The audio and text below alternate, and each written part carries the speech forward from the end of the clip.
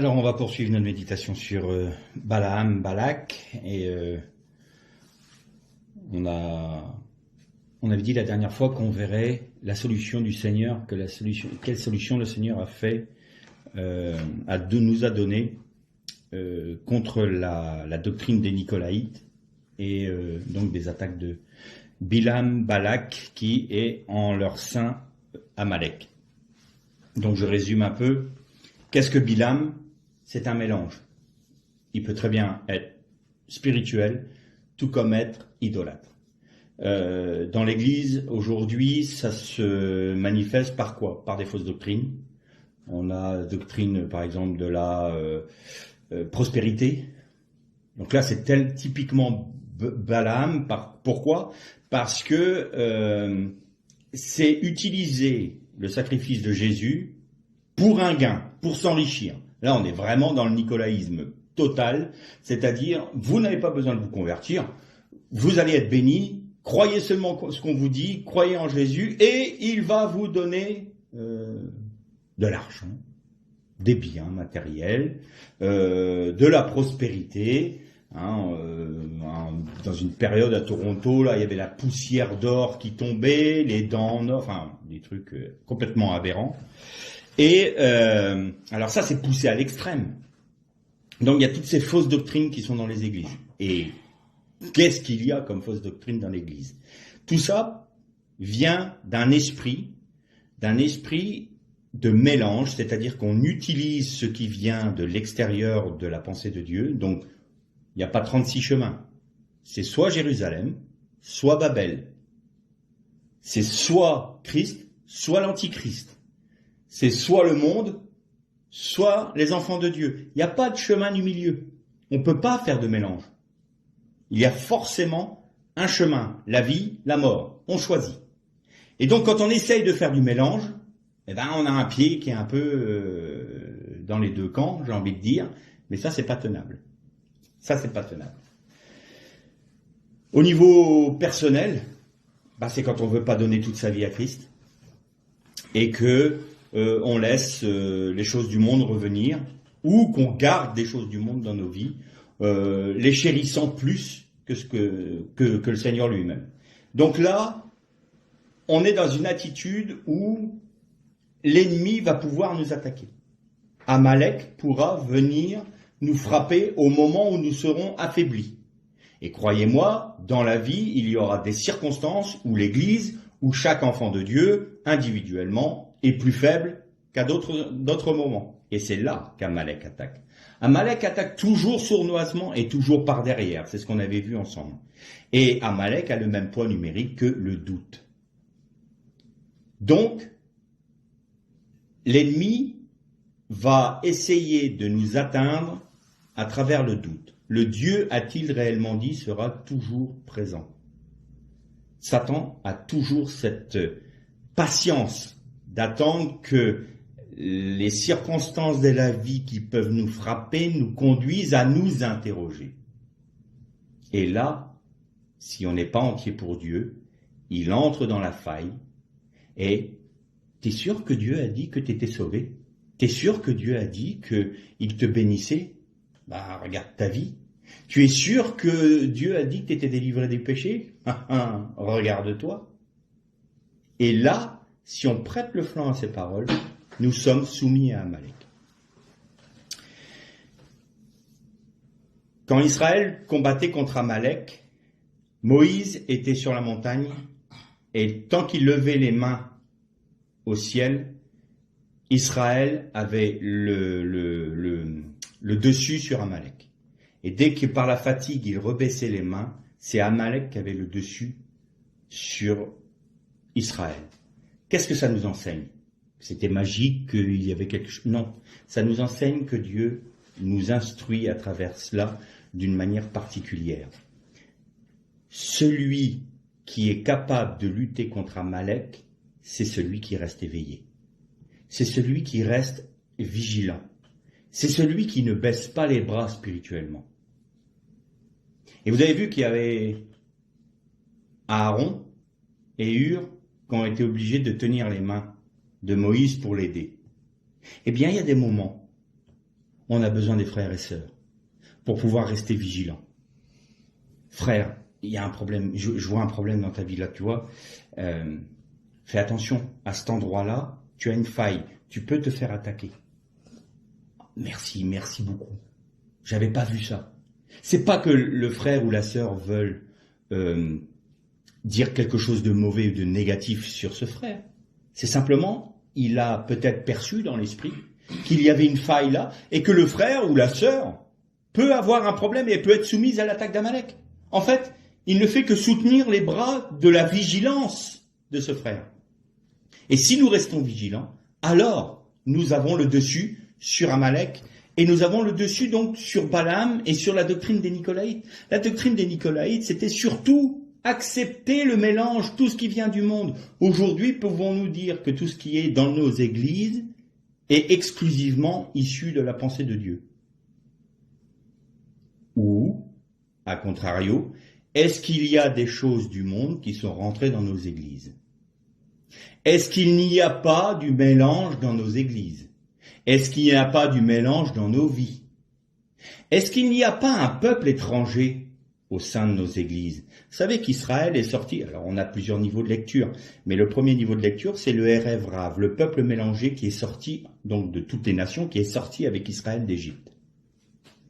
Et c'est ce peuple-là qui a demandé à ce qu'on fasse le veau d'or. Et Israël, sa faute, ça a été d'accepter. Or, donc là, ça préfigure le fait que les nations seront rattachées à Israël et seront sauvées de l'Égypte en étant rattachées à Israël. Ça, on a déjà médité là-dessus. Mais je veux vous montrer une autre chose, un autre aspect de cet événement-là, qui a amené le peuple dans son ensemble à vivre dans l'idolâtrie. C'est que ce peuple a dit, voilà, moi j'ai été bien dans mon peuple, dans ma culture, dans ma façon de voir, et j'ai pas envie du tout de changer.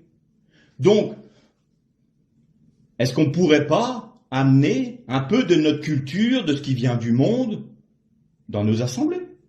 Pourquoi pas? Il n'y a rien de mauvais. Nous, on est habitués à ça, et puis ça permettra à plus de monde d'adhérer, puisque ils vont pas se sentir séparés. Je vais prendre un autre mot. Ils ne vont pas se sentir sanctifiés, puisqu'ils seront comme toutes les nations.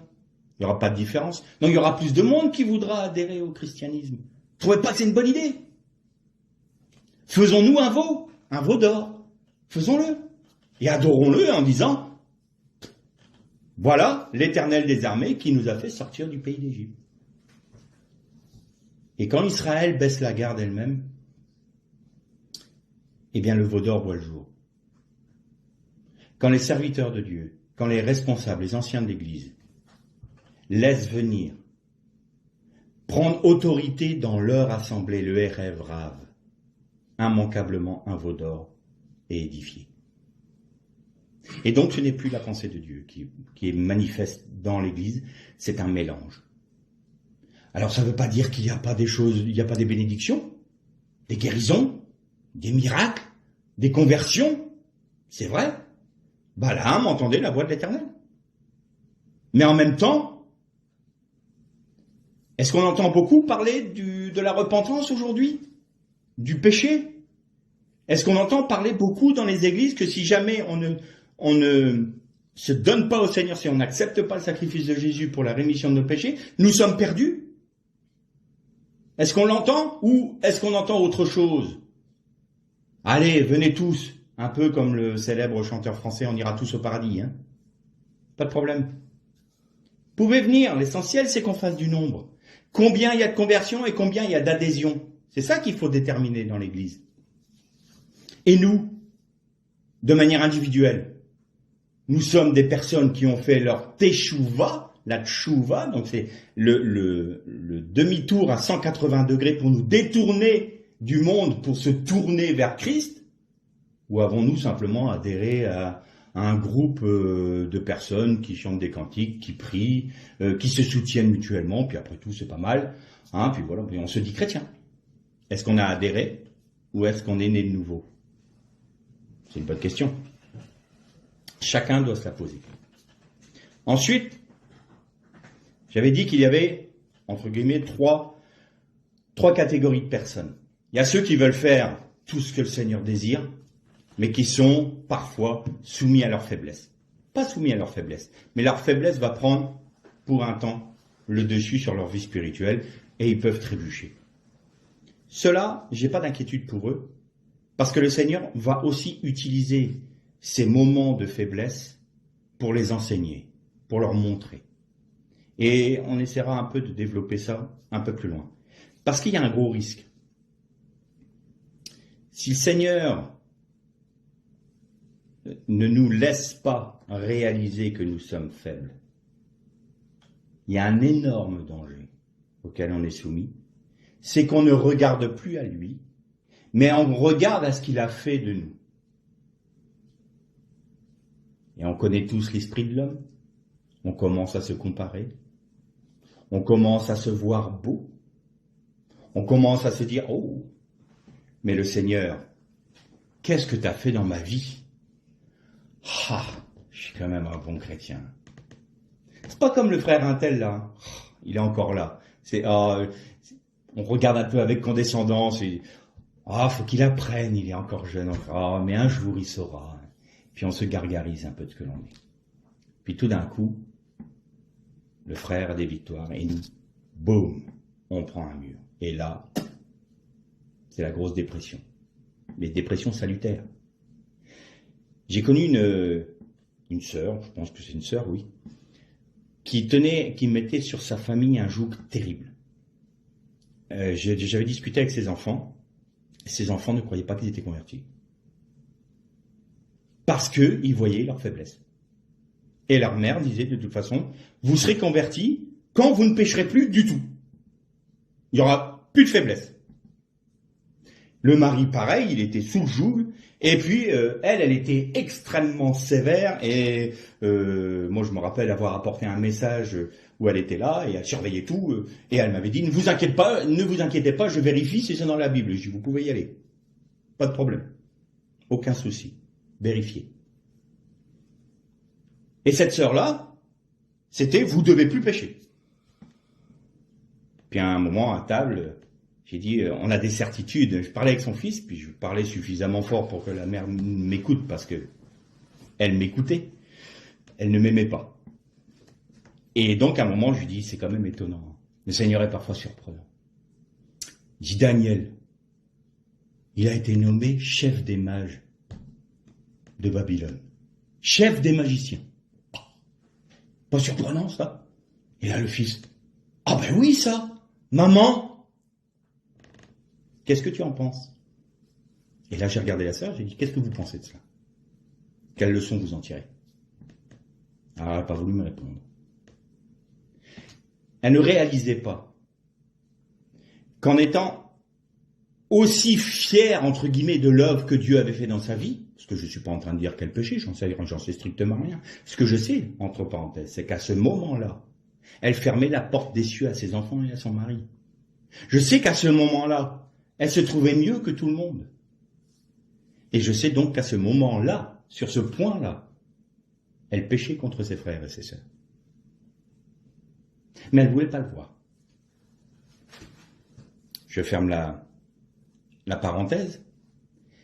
Donc, le danger qu'il y a, c'est que si jamais le Seigneur ne nous laisse pas retourner à notre Gilgal, ou s'il réalise que nous ne voulons pas retourner à notre Gilgal, il y a un gros danger. Parce que nous allons nous enorgueillir de ce qu'il a fait dans notre vie, et nous allons tomber. Pas trébucher, tomber. Et nous sommes au risque de sombrer. On développera ça un peu plus tard, tout à l'heure. Ou la prochaine fois. Je ne sais pas si on va finir encore une fois ce coup-ci. La deuxième catégorie de personnes dont je parlais, c'était ceux qui, justement, ils sont convertis, il n'y a pas de souci. Mais alors ils sont mélangés, ils brinque-balle, quoi. Perds toute ma vie quand même, j'ai pas envie d'être extrémiste.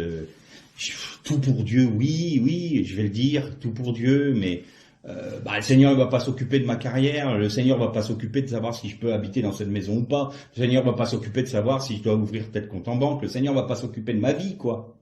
Il y a des choses, je m'en occupe, et le Seigneur s'occupe de tout ce qui est spirituel.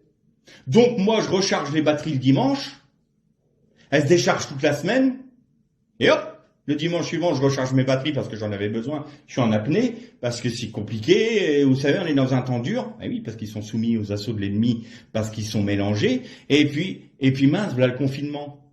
Pendant 2 mois, vous pouvez plus avoir de recharge de batterie. Vous faites quoi? Vous ne pouvez pas être autonome. Parce que vous avez un cœur mélangé. Vous êtes comme Balaam. Vous êtes mélangé. Et puis il y a il y a des Balaks. Il y a des Balaks dans les églises. Eux, ils savent très bien qui ils sont. Ils savent très bien ce qu'ils font et ils savent très bien quel but ils ont. C'est de détruire l'œuvre de Dieu au sein même de l'église. Alors il se pose 2 problèmes. Le premier, c'est pourquoi ces personnes peuvent être dans l'église. Est-ce qu'il y a le discernement suffisant? Alors peut-être qu'on est en train de me dire, dis donc, t'es pas un peu fou de nous sortir ça? Ah, je suis désolé. L'apôtre Jean, l'apôtre Pierre, Jude, nous l'ont dit. Il s'est glissé parmi vous. Des hommes qui défendent la doctrine, de Balaam. Des hommes parmi vous qui sont des loups ravisseurs. Ouais, on n'est pas chez les bisounours, là. Hein. Ça existe dans les églises. À nous de discerner, à nous de demander la sagesse de Dieu pour voir qui est qui. On reconnaît l'arbre à ses fruits. Et donc ceux-là, ils savent très bien ce qu'ils font. Ça, c'est le RF Rav, mais les mauvais du RF Rav, c'est-à-dire ceux qui ont voulu faire le veau d'or. C'est eux qui incitent. Ils poussent. Il y a un pasteur, malheureusement aujourd'hui on a un système qui est comme ça, c'est le pasteur qui dirige tout. On a un pasteur qui est un peu trop fidèle pour nous. Il nous rappelle trop qu'on est pécheurs, il nous rappelle trop qu'il faut se repentir. Bon, ça, moi, ça me plaît pas. Moi, par contre, je préfère les fêtes dans l'église. Ouais, faisons la fête. On va s'amuser. Et puis, la parole de Dieu, c'est bien, mais c'est lourd. Donc, on va 10 minutes maintenant, ça suffira. Et puis le reste, on va faire de la louange. Bon, moi, j'appelle ça un concert.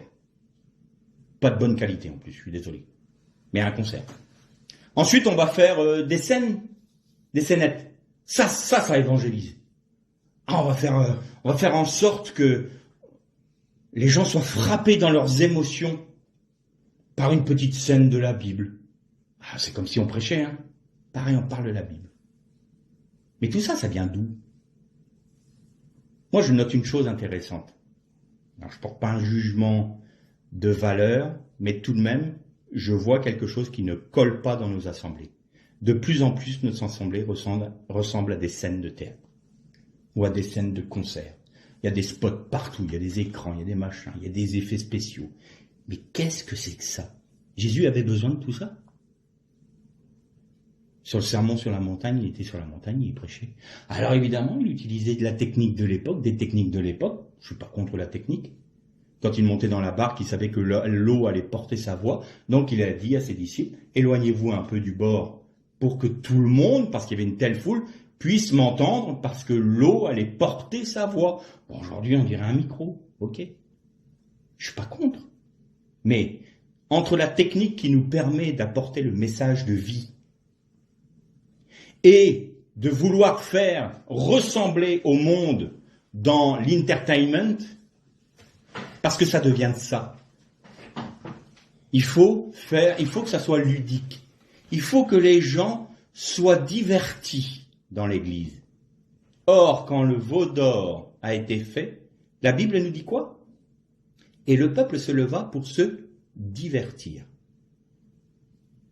Ça a une connotation dans le texte de prostitution spirituelle, de débauche spirituelle. Et là, on retrouve Balaam.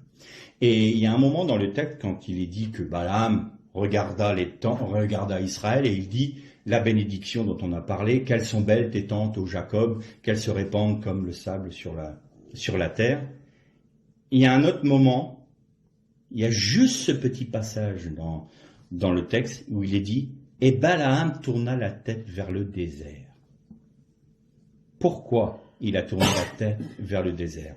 Parce que c'était dans le désert qu'il y a eu le veau d'or. Il portait la tête, portait les regards vers le veau d'or. Et il a dit à Balak, si tu veux que le peuple soit abandonné de Dieu, ou du moins de la protection de Dieu, remets-les dans l'idolâtrie. Et là, tu les atteindras. Il ne faut pas oublier que dans nos églises et dans notre vie individuelle, Amalek est là, en train d'attendre de nous faire retourner au veau d'or pour que nous perdions la bénédiction de Dieu sur nos vies. Parce que nous nous remettons hors de la bénédiction de Dieu. C'est pas Dieu qui veut pas nous bénir, mais c'est nous qui nous sommes retirés de sa main protectrice. Et alors nous sommes soumis aux assauts d'Amalek. Donc voilà les trois personnes. Alors on peut se poser la question, quand on fait le bilan même dans notre vie, waouh, on voit beaucoup de Balaam. Moi le premier. Elle est où la solution? Où est la solution? Alors on va lire ensemble un texte dans l'évangile de Jean. Au chapitre 11. Alors on va pas tout lire le passage, on va lire les parties principales, celles que je veux garder pour méditer. Donc on va commencer au verset 1. Jean, chapitre 11, verset 1. Il y avait un malade, Lazare de Béthanie, village de Marie et de Marthe, sa sœur. Marie était celle qui oignit de parfum le Seigneur et lui essuya les pieds avec ses cheveux, et c'était son frère Lazare qui était malade. Les sœurs envoyèrent dire à Jésus, « Seigneur, voici, celui que tu aimes est malade. » Après avoir entendu cela, Jésus dit, « Cette maladie n'est pas pour la mort, mais pour la gloire de Dieu, afin que le Fils de Dieu soit glorifié par elle. » Or Jésus aimait Marthe et sa sœur et Lazare. Quand il eut appris que celui-ci était malade, il resta encore 2 jours à l'endroit où il était. Puis il dit aux disciples, « Retournons en Judée. » Les disciples lui dirent, « Rabbi, les Juifs tout récemment cherchaient à te faire lapider, et tu y retournes. » Jésus répondit, « N'y a-t-il pas 12 heures dans le jour? Si quelqu'un marche pendant le jour, il ne trébuche pas, parce qu'il voit la lumière de ce monde. Mais si quelqu'un marche pendant la nuit, il trébuche parce que la lumière n'est pas en lui. » On va aller un peu plus loin. Et on va lire à partir du verset 21. Marthe dit à Jésus, « Seigneur, si tu avais été ici. » On voit que Jésus a mis du temps à venir.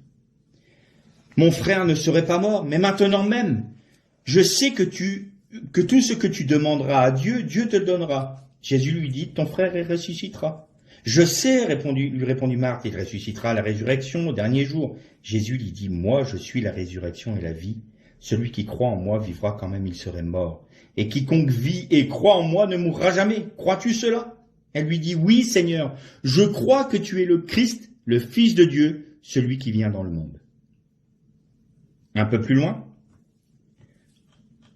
on va lire au verset 32. Lorsque Marie fut arrivée là où était Jésus et qu'elle le vit, elle tomba à ses pieds et lui dit, « Seigneur, si tu avais été ici, mon frère ne serait pas mort. » Quand Jésus vit qu'elle pleurait et que les Juifs venus avec elle pleuraient aussi, il frémit en son esprit et fut troublé. Il dit, « Où l'avez-vous mis ?»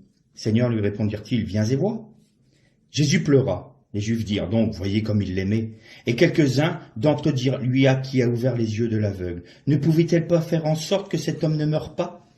Jésus, frémissant de nouveau en lui-même, se rendit au tombeau. C'était une grotte et une pierre était placée devant. Jésus dit, « Ôtez la pierre. » Dans le texte, c'est Gilgal, rouler la pierre. Marthe, la sœur du mort, lui dit, « Seigneur, il sent déjà, car c'est le 4e jour. » Jésus lui dit, « Ne t'ai-je pas dit que si tu crois, tu verras la gloire de Dieu ?» Ils ôtèrent donc la pierre. Jésus leva les yeux en haut et dit, « Père, je te rends grâce de ce que tu m'as exaucé.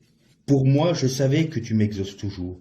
Mais j'ai parlé à cause de la foule, de ceux qui se tiennent ici, afin qu'ils croient que c'est toi qui m'as envoyé. » Après avoir dit cela, il cria d'une voix forte, « Lazare, sors !»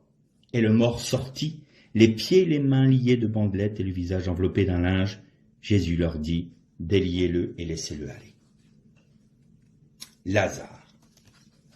Que de choses dans ce texte. On fait dire à Jésus, l'homme Lazare que tu aimes tant, parce qu'il aimait bien cette famille de Béthanie, il est malade. Jésus dit d'accord. Mais c'est pas pour la mort. Il est malade. Et il prend tout son temps. Il y a des moments dans nos vies, Seigneur, si tu n'interviens pas, je meurs. Et le Seigneur ne répond pas. Et le Seigneur tarde. Non. Le Seigneur semble tarder.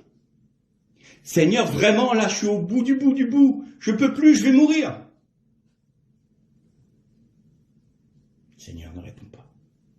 Le Seigneur paraît absent. Et d'ailleurs, quand il arrive, non seulement Lazare est déjà mort, mais ça fait 3 jours qu'il est dans le tombeau et il arrive au 4e jour où il est dans le tombeau. Et Marthe, elle dit, Seigneur, si tu avais été là, quoi, il serait pas mort maintenant. Je comprends qu'il y ait quelqu'un qui est mort et puis que tu arrives et tu le ressuscites tout de suite parce que, comme la petite fille, tu étais là, mais là, ça fait 3 jours, on est 4e jour. C'est 4e jour. Et en Israël, c'est pas la même chaleur qu'ici. Il sent déjà. Il sent.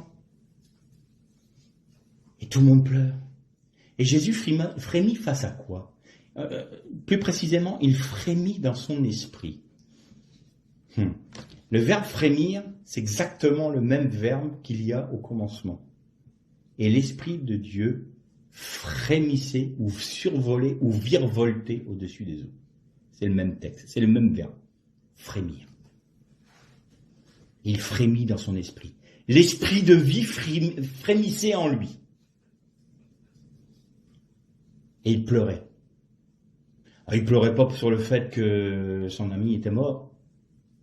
Il pleurait devant la détresse des hommes qui avaient les yeux tellement aveuglés qu'ils ne pouvaient pas voir que c'était justement l'objectif de Dieu, que Lazare meure. Comment ça, que Lazare meure? C'était le plan de Dieu? Oui. Oui, c'était le plan de Dieu. Et vous allez voir la leçon spirituelle qu'il y a derrière tout ça. Et alors Jésus dit, roulez la pierre. Gilgal. Gilgal. Tiens donc, ça nous ramène à Gilgal. Que s'est-il passé à Gilgal? C'est l'endroit où le peuple d'Israël est arrivé pour traverser le Jourdain. Et c'est là où Josué a dit au peuple, aux princes de chaque tribu, vous allez prendre 12 pierres du lit du Jourdain. Vous savez, quand les Lévites étaient dans le lit du Jourdain à pieds secs, avec l'arche d'alliance qui était sur leurs épaules, qui symbolise qu'ils arrêtaient le cours de l'eau, parce que cette eau qui venait d'en haut, les maïm de Hachamayim, du ciel, se sont rassemblés à un endroit.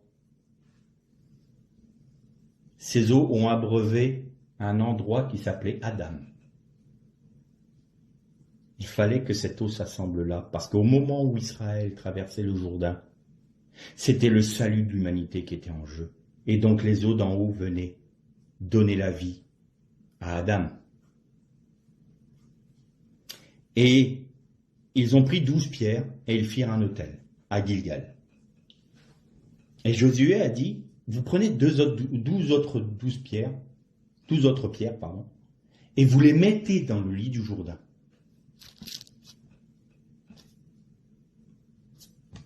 Ça veut dire quoi tout ça? Enlever des pierres, remettre des pierres? Eh bien, ça voulait dire une chose. On a arrêté le cours des eaux d'en bas. Elles ont continué leur chemin. Vous êtes sortis des eaux d'en bas. Et maintenant, je vais vous replacer aussi dans le lit du Jourdain parce que ce sont les eaux d'en haut qui vont venir vous recouvrir. En d'autres termes, là, c'était le baptême aussi. Tout comme le baptême quand ils sont sortis de la mer des joncs. Mais on va reparler un peu plus loin du baptême. Et donc à Gilgal, ils ont fait ce monument qui leur rappelait qu'ils étaient sauvés non seulement du monde, ça, c'était la mer des joncs, mais ils étaient sauvés d'eux-mêmes. en traversant le Jourdain, parce qu'on rentrait dans la promesse. Et il fallait se souvenir de cela. Et à chaque fois qu'il devait conquérir une ville, il devait revenir à Gilgal, rouler la pierre. Qu'est-ce qu'on voit à Gilgal? À Gilgal, on voit notre mort. À Gilgal, on roule la pierre du tombeau. Ah, c'est pas beau ce qu'on voit. C'est pas beau ce qu'on voit. On voit notre chair. On voit l'odeur putride de notre chair. On voit ce que notre chair est réellement. Et on voit en face, on regarde en face, on roule la pierre sur notre état. Nous sommes intrinsèquement mauvais. Et nous sentons la mort. Et c'est pour ça mais il sent déjà, on roule pas la pierre, on veut pas voir ça, nous. Repentez-vous, vous êtes morts. Mais on veut pas entendre parler de repentance. On n'en a pas envie de Gilgal. Ce qu'on veut, c'est des bénédictions. Ressuscite-le si tu veux, mais surtout, je ne veux pas voir ça. Je ne veux pas voir dans quel état je suis réellement. Je ne veux pas me voir tel que tu me vois, Seigneur. Je refuse de voir que je suis faible. Je refuse de voir que je suis pécheur. Je refuse de... Alors tu ne pourras pas ressusciter. Parce que tu ne veux pas enrouler la pierre. Tu ne veux pas voir en face. Vous avez remarqué qu'il n'a pas roulé la pierre lui-même. Rouler la pierre. Il donne l'ordre aux hommes. Faites-le. C'est à nous de rouler notre pierre de notre vie. La pierre du tombeau de notre vie. On doit regarder tel que l'on est. On doit être des hommes qui soient capables de se regarder tel que Dieu nous voit. Nous sommes pécheurs, nous sommes faibles, nous sommes mauvais, nous sommes méchants, nous sentons la mort. Quand on réalise ça, Seigneur, sauve-moi. Sauve-moi. Et alors une parole de Jésus, une parole de Dieu. Vous pouvez mettre votre nom à la place de Lazare. Lazare sort. Et c'est la puissance de Dieu qui le fait sortir. Il est encore lié. Vous avez remarqué qu'il est encore lié? Il a encore les bandes, il a encore le linge. Il ne peut pas bouger tout seul. C'est la puissance de Dieu qui le ressuscite. C'est Dieu qui nous fait vivre la vie de résurrection. C'est pas nous. On n'est pas capable, nous. Mais il faut qu'on regarde en face la réalité de notre vie. Il faut qu'on regarde en face la réalité de notre chair. Et il faut qu'on accepte la sentence que Dieu a placée sur notre chair, c'est-à-dire la mort. Et à partir de là, Seigneur, sauve-nous. Et alors, il nous ressuscite. Et ensuite, il dit, déliez-le et laissez-le aller. Déliez-le. Ça, ce sont ceux qui acceptent tout pour Christ. Ils vont voir qu'au fur et à mesure de leur marche, Lazare est la perfection, l'image parfaite de la conversion. On roule la pierre, on est mort. Mort aux yeux de Dieu. On sent la chair aux narines de Dieu. C'est une odeur immonde. Ah, on est loin de l'autel des parfums. On est loin de la douce odeur d'un sacrifice. Ah non. On sent la mort. On est dans un tombeau. On est dans le séjour des morts. C'est pour ça que Jésus a pu dire à ses disciples, laisse les morts enterrer leurs morts. Nous sommes morts. Point. Si nous ne sommes pas réconciliés avec Dieu, nous sommes morts. Sauve-moi. Alors regarde. T'es d'accord sur la sentence que j'ai donnée sur ta chair? T'es d'accord? Alors très bien, maintenant je peux te ressusciter. Mais merci Seigneur, parce qu'en Jésus-Christ, j'ai la résurrection et la vie. Et puis après, il y a une œuvre qui va continuer chez Lazare, où il va être délié pour pouvoir aller librement dans le pays de la promesse. Il va être délié au fur et à mesure de ce qui le retient, pour pouvoir marcher en nouveauté de vie. Et ça, c'est la sanctification. Nous marchons de progrès en progrès, rendus semblables à l'image de Dieu. 3 jours. Pourquoi Jésus a attendu 3 jours et que le 4e, il le ressuscite? Le disciple n'est pas plus grand que le maître, disait Jésus. Jésus est resté combien de temps dans le tombeau? 3 jours et 3 nuits. 3 jours, 3 nuits. Et quand il est mort, il y a le voile du temple qui s'est déchiré.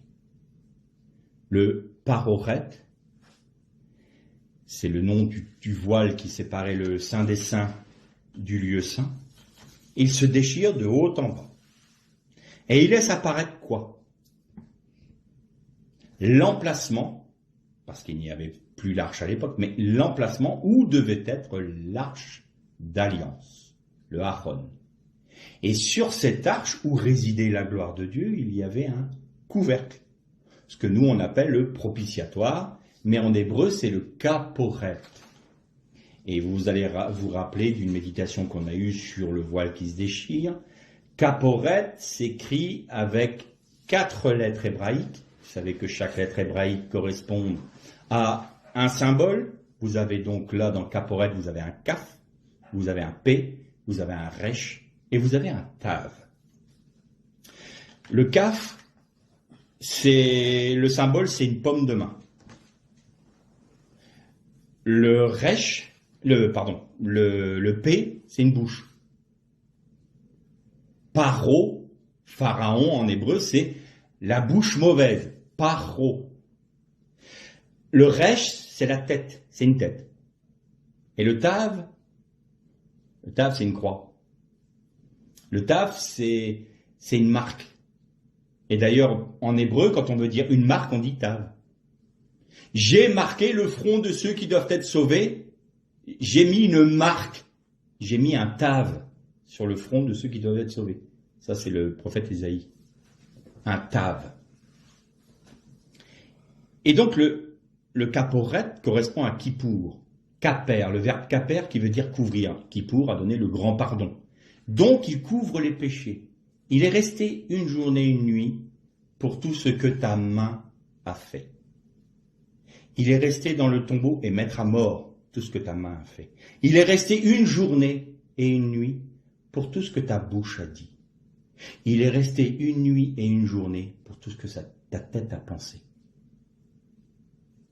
Et parce que tu crois en ce sacrifice, alors Dieu met sur ton front sa marque, le Tav. J'ai mis une marque sur ceux qui sont sauvés. Qu'est-ce qui nous protège d'Amalek? Qu'est-ce qui nous protège de Bilam? C'est le Tav. C'est la marque de Dieu sur nos vies. Et la marque est le résultat de Kaporet. Kaporet. Si on croit que Jésus est mort pour tout ce que nous avons fait, tout ce que nous avons dit et tout ce que nous avons pensé en mal, alors nous sommes réconciliés avec Dieu parce qu'il a mis à mort tout cela, tous nos péchés. Alors nous sommes marqués du sceau de Dieu sur nos vies. Et c'est pour ça qu'il est ressuscité le 4e jour. Il ne fallait pas qu'il sorte du tombeau un jour avant ou un jour après. Il ne fallait pas. Parce qu'autrement, il n'y avait pas le complément. Tout n'était pas complet pour sa résurrection. Le disciple n'est pas plus grand que son maître. Donc Lazare est l'expression de ce que nous sommes nous. Nous avons été mis au tombeau avec Jésus. Nous sommes morts avec lui, nous avons été pleinement réconciliés avec Dieu parce que la mort est passée sur nous, parce que les eaux du Jourdain passent sur les 12 pierres. Nous acceptons la marque de Dieu. Et pour cela, il faut qu'on ait d'abord vu le tombeau ouvert. Il faut qu'on ait roulé la pierre les 12 pierres qui étaient visibles à Gilgal étaient l'expression des 12 pierres qui étaient cachées. Quand le peuple arrivait, qui voyait l'autel avec les 12 pierres, il savait qu'il y en avait 12 dedans. Il savait qu'il vivait la mort. Vous voulez la victoire dans votre vie? Nous voulons la victoire dans nos vies. Il faut rouler nos pierres. Il faut qu'on roule nos pierres. Il faut qu'on se voit tel que Dieu nous voit. Là, on n'est plus dans « je suis bon, je suis parfait ». Prenez une image l'autre jour avec Edwin, qui était très intéressante. On aime bien voir le vase que Dieu fait. Hein. On dit « Ah, je suis l'argile sur le métier du divin potier, et il fait un vase d'honneur de ma vie. » C'est beau, hein? C'est biblique, alors c'est beau. C'est vrai. Et le vase, il sert à quoi? Mettre de l'huile, mettre de l'eau, mettre du vin, mettre quelque chose. Si le vase reste vide, il sert à quoi? À rien. Et il y a des moments, le Seigneur fait une œuvre dans notre vie. Et on le voit, hein. On voit que le Seigneur agit dans nos vies, on voit les progrès que nous faisons, on voit que nous sommes rendus à l'image du Christ, et nous nous réjouissons de cela, et nous avons le droit de nous réjouir de cela, parce que c'est vraiment l'œuvre de Dieu. Mais c'est pas le but. Nous sommes peut-être un vase de l'armée de Gédéon. Vous savez, cette armée de Gédéon, où il y avait les lumières qui étaient cachées dans des vases de terre. Et l'armée avançait vers Madian. Et quand ils arrivèrent près de Madian, ils brisèrent les vases et la lumière, toutes les lumières resplendirent. Et là, Madian se sont pris de panique et sont commencés à s'entretuer. Ce beau vase que le Seigneur est en train de faire de nos vies, là, quand le Seigneur va nous demander de le briser, est-ce qu'on est d'accord? Bah non, Seigneur. Ah non. J'ai drôlement dégusté, moi, pour que ce vase-là soit fait. Parce que j'ai quand même renoncé à pas mal de choses dans ma vie. J'ai dû accepter des épreuves, hein. Et maintenant, tu me demandes de briser ça? Pourquoi? Moi, ce qui m'intéresse, c'est l'œuvre que je vois que tu fais dans ma vie. C'est ça ta motivation de la croix. C'est de voir que Dieu t'a rendu bien. C'est de voir que Dieu t'a rendu un bon chrétien, parfait, à l'image du Maître. Que surtout tout le monde puisse voir. Purée, le vase là, wow. C'est un ming. Qu'est-ce qu'il a de la valeur, ce vase? Waouh! Il est beau, hein? Regardez tous le vase là. L'argile a quand même accepté de se faire former comme purée. Ah, vous voyez où je veux en venir, hein? Chérubin protecteur qui t'est regardé, tu étais beau. Non, Seigneur, il te dit, j'ai envie de te briser. Maintenant que je t'ai formé, je vais te briser. Pourquoi je vais te briser? Parce que dedans, j'ai caché la lampe, la lumière du jour 1, du Messie. Et si tu restes un vase, alors personne ne pourra voir la lumière du Christ. Ah oui, mais Seigneur, c'est bien joli tout ça. Mais comment on va me considérer maintenant si moi j'accepte ça? On va dire, ah bah oui, il a fait une belle œuvre, mais qu'est-ce qu'on va dire de moi? Entier pour toi, que je brille de ta lumière. Ouais, c'est vrai, c'est bien, merci, béni sois-tu. Mais quand même, moi j'ai tout à perdre dans cette affaire. J'ai tout à perdre dans cette affaire. Celui qui acceptera de perdre sa vie pour moi, la retrouvera. Celui qui ne voudra pas la perdre, la perdra.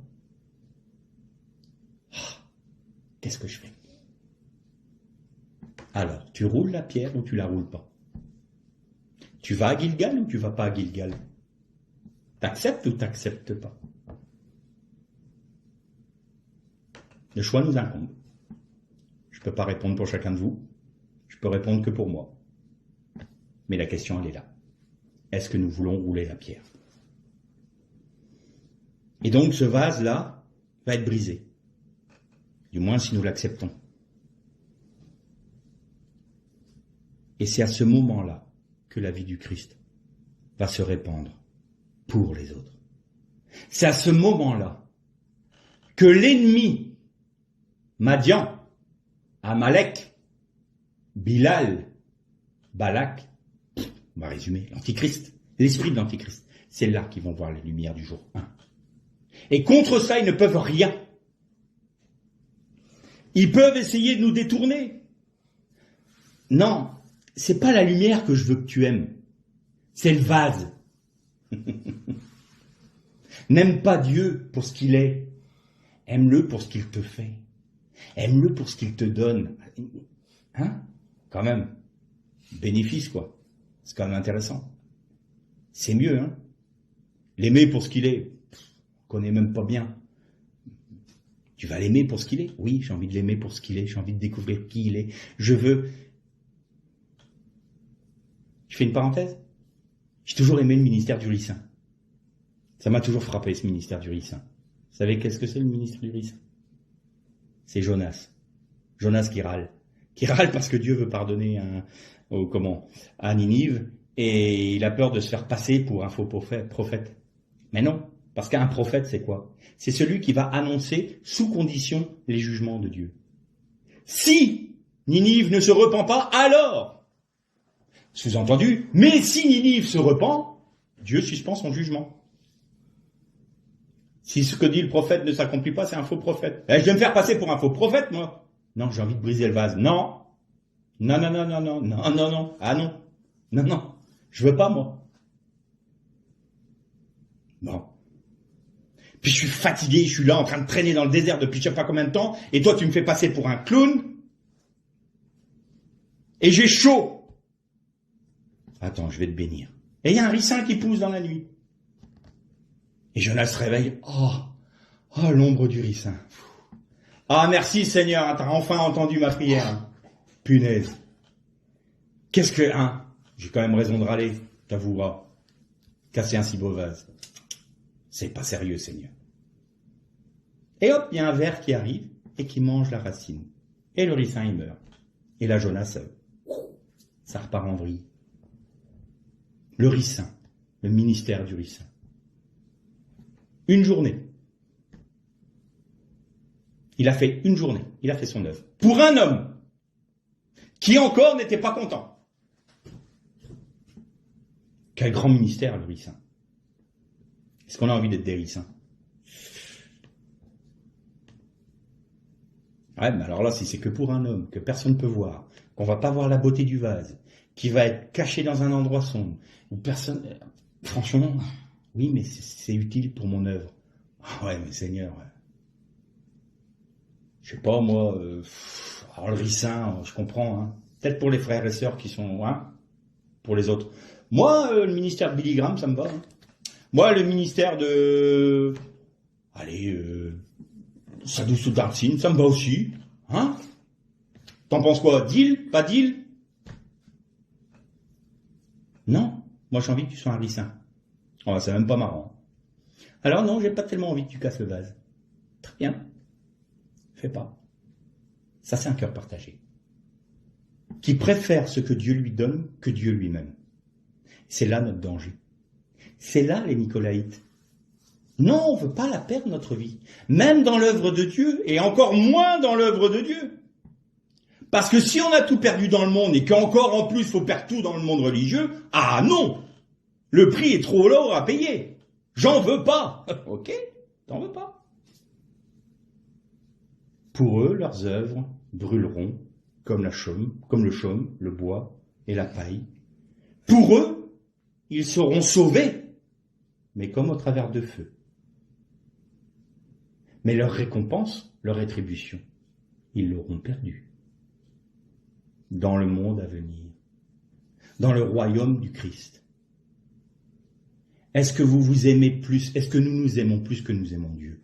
Est-ce que nous aimons plus l'image que nous renvoie l'œuvre de Dieu dans notre vie que Dieu lui-même? C'est là la question fondamentale dans nos vies.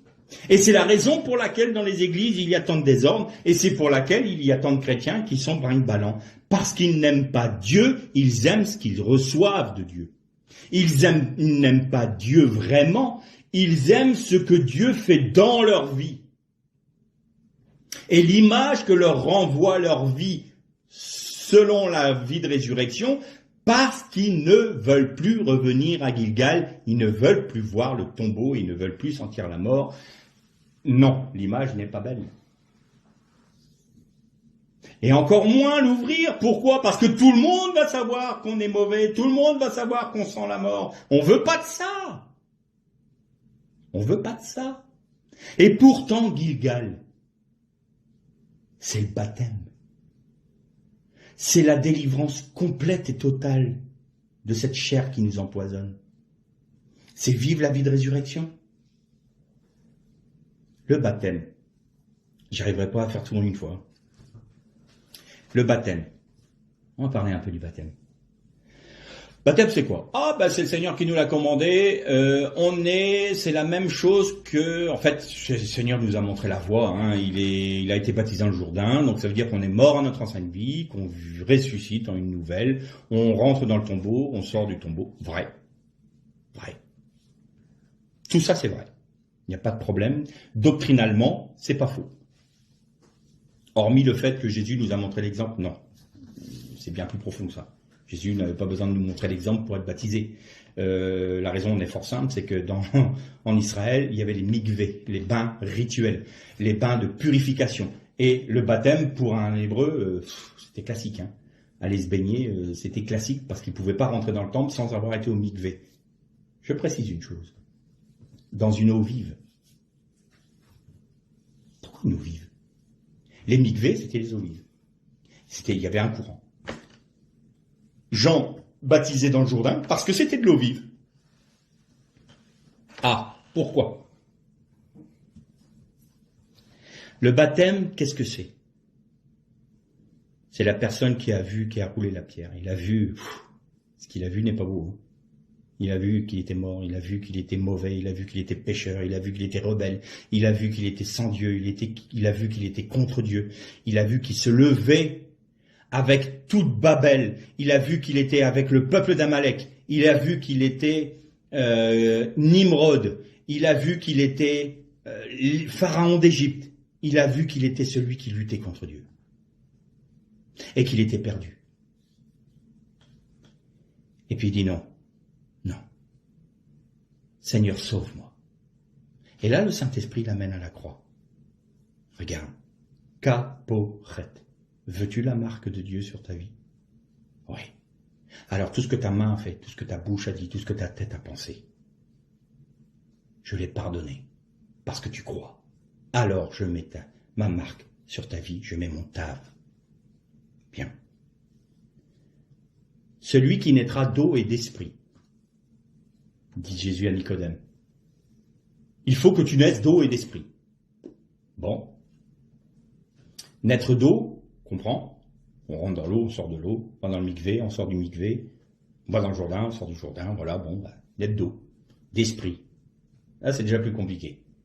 Alors évidemment, on a déjà vu que naître d'esprit, c'est recevoir le hé de la miséricorde en nous, et nous devons aller vers le hé de la Gévoura, en allant à Gethsémané, en acceptant d'être broyés, pressés dans le... Ça, on a tout vu ensemble. Mais on peut comprendre le baptême d'une autre manière plus profonde. On peut encore aller plus profond. Quand on va profond, on a différentes facettes. En fin de compte, la Torah, c'est un joyau. C'est un magnifique diamant, plein de facettes.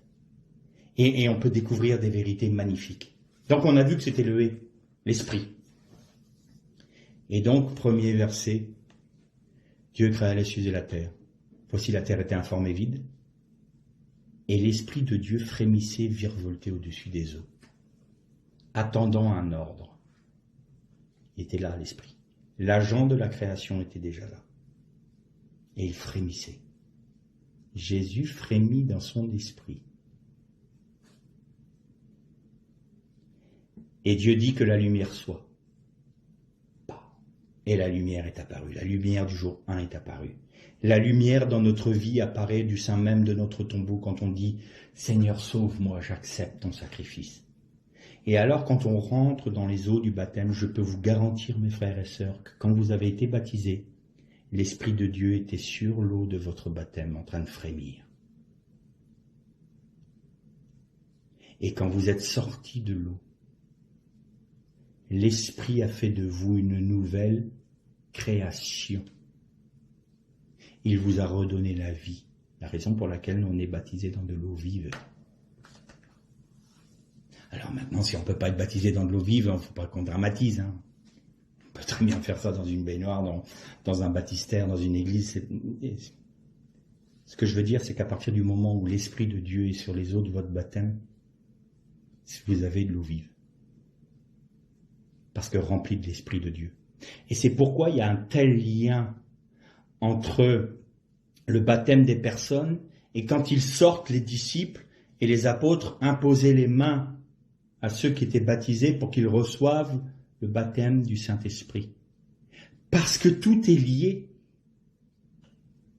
Recevez la plénitude du Saint-Esprit parce que vous sortez des eaux vives. Vous êtes une nouvelle création.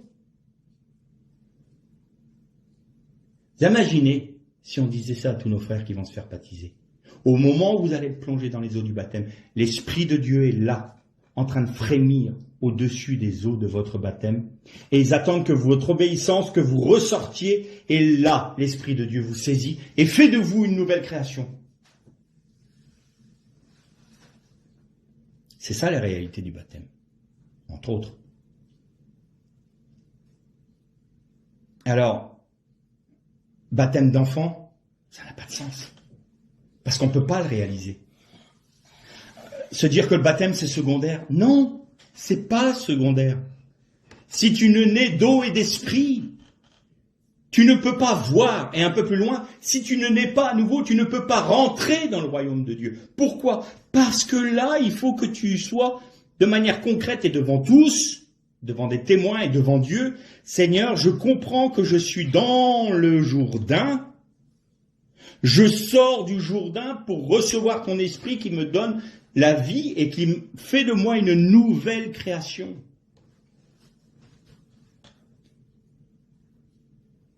Quand le peuple d'Israël est sorti d'Égypte, qu'est-ce que Dieu a fait déjà sur la mer des Joncs? Il fit souffler un vent impétueux. Rouar. C'est le même mot que... Et le rouar, la rouar de Dieu frémissait au-dessus des eaux. Rouar. Quand le peuple d'Israël est sorti d'Égypte, la rouar de Dieu était là pour donner la vie à ce peuple qui était asservi et qui sortait de son tombeau qui était l'Égypte. En tant que peuple. Lazare, c'est en tant qu'individu.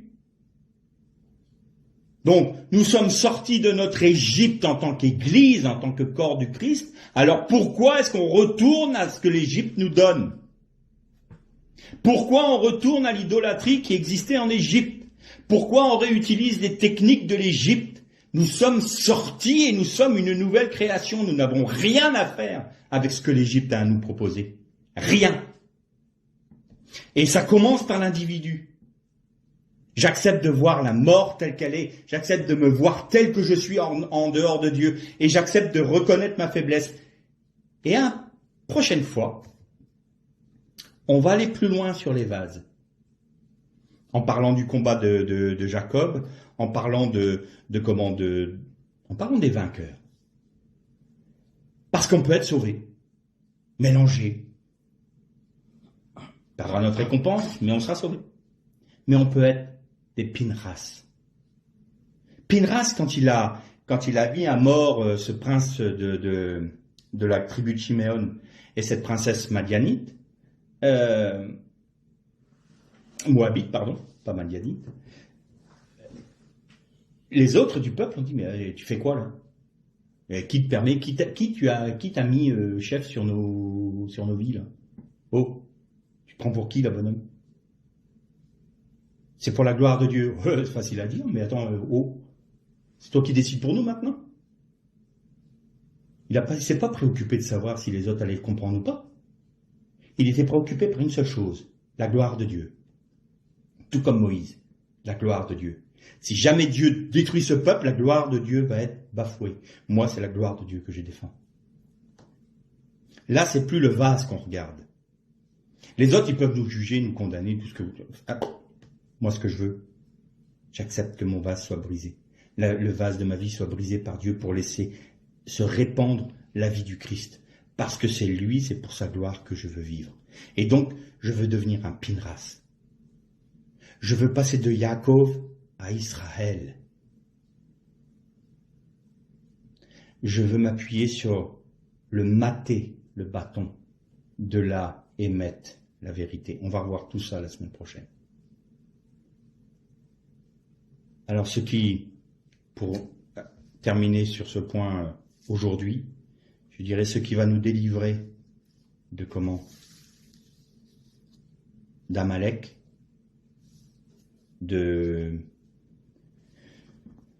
Balaam, de Balak, c'est le fait que nous soyons des hommes et qui acceptons de rouler la pierre du tombeau de nos vies, de voir en face qui nous sommes. Même si nous sommes convertis, même depuis plusieurs années, nous pouvons voir aussi ce qui ne va pas dans nos vies, parce qu'il y a toujours des choses qui ne vont pas dans nos vies. Seigneur, sonde mon cœur et révèle-moi ce qui n'est pas selon ton cœur.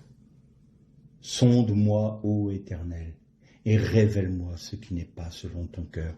Et par l'Esprit de Dieu, nous sommes rendus à la vie en faisant mourir ce qui doit rester dans le tombeau. N'oubliez jamais que notre chair, c'est le venin du serpent. Le serpent, c'est celui qui est resté sur la croix, pas le Fils de l'homme. Alors nous pouvons vivre de la vie du Fils de l'homme, de la vie du Fils de Dieu, de la vie du Mashiach, où nous pouvons garder le venin en nous.